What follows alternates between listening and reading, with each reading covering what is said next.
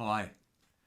Our church family meeting is coming up, and if you've looked at the agenda, you will see that there are three motions, one of which was initiated by Robyn and I. One of the defining doctrines of the Baptist denomination, and one that both Robyn and I hold to, is the doctrine of the priesthood of all believers. The priesthood of all believers considers all believers have direct access to God without ecclesiastical mediation, that is, without the aid of a pope, a bishop or pastor, and each believer shares the responsibility of ministering to the other members of the community of believers and to the world. We believe this because the Bible tells us that we are all priests. In 1 Peter chapter 2 verse 9, it says, "But you are a chosen people, a royal priesthood, a holy nation, God's special possession, that you may declare the praises of him who called you out of darkness and into his wonderful light."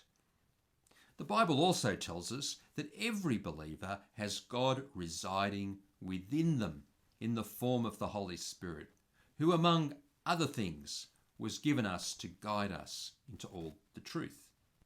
John chapter 16 verse 13 says, "But when he, the Spirit of truth, comes, he will guide you into all the truth." The application of this in our Baptist church is, well, one, that we all have a voice. It doesn't matter whether you have been a Christian for 1 or 50 years, if you are male or female, are 18 or 85, are married or not, what the colour of your skin is, how much education you have.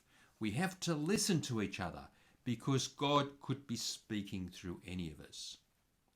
What we have to do is ask the Holy Spirit to assist us to discern the truth. And God says through his word in James chapter 1 verse 5, "If any of you lacks wisdom, you should ask God, who gives generously to all without finding fault, and it will be given to you." Secondly, we don't have a pope or a bishop or a council of elders or some individual whose words must be obeyed, as in other denominations. We govern ourselves instead by the believers of the church coming together in a church family meeting to pray, debate, discuss and vote in order to determine God's will for the church. In our church we have an agreed document called the Principles of Operation, and this guides how we organise ourselves.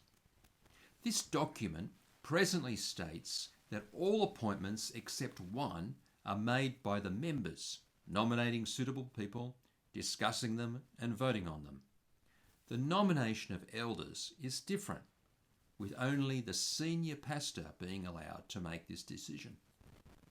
In 2015, when the Principles of Operation were put together, I questioned this clause, which removed the role of members and gave the decision to one person.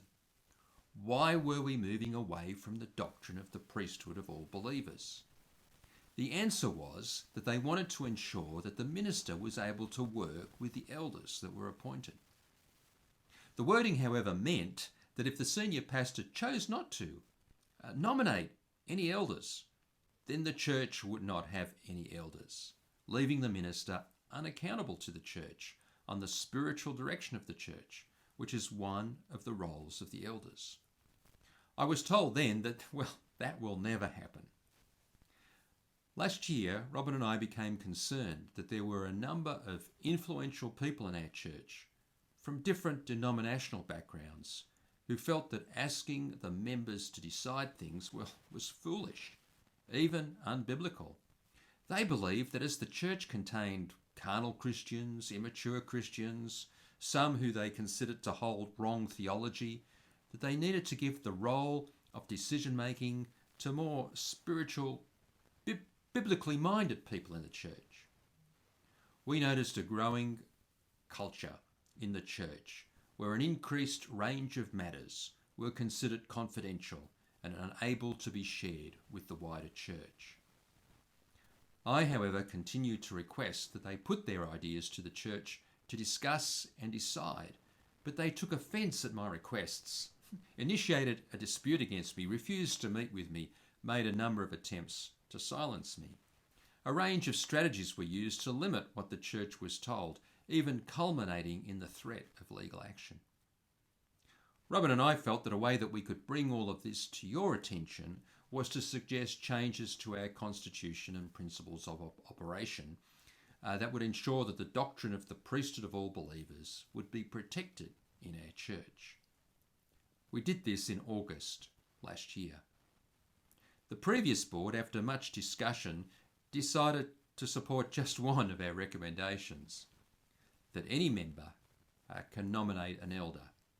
And elders should be voted in by the whole membership, just like board members and ministry leaders. It has taken 7 months for this to finally come to you. Please note, this is not an issue about being unkind or unloving. This is about whether we, the members of the church, can be trusted to make decisions about the church. We believe we can, because we have the Holy Spirit dwelling in us, and God has appointed us as priests to manage the church according to his Spirit's will. Recently, a second motion has been proposed, not by Robyn and I, that a nomination committee be elected to endorse the nominations prior to the election of elders. Again, this says that we can't trust God to speak through the church without appropriate and intermediary guidance. We would recommend that this is a bureaucratic complication and unnecessary. The interim board is suggesting that the decision should be delayed again.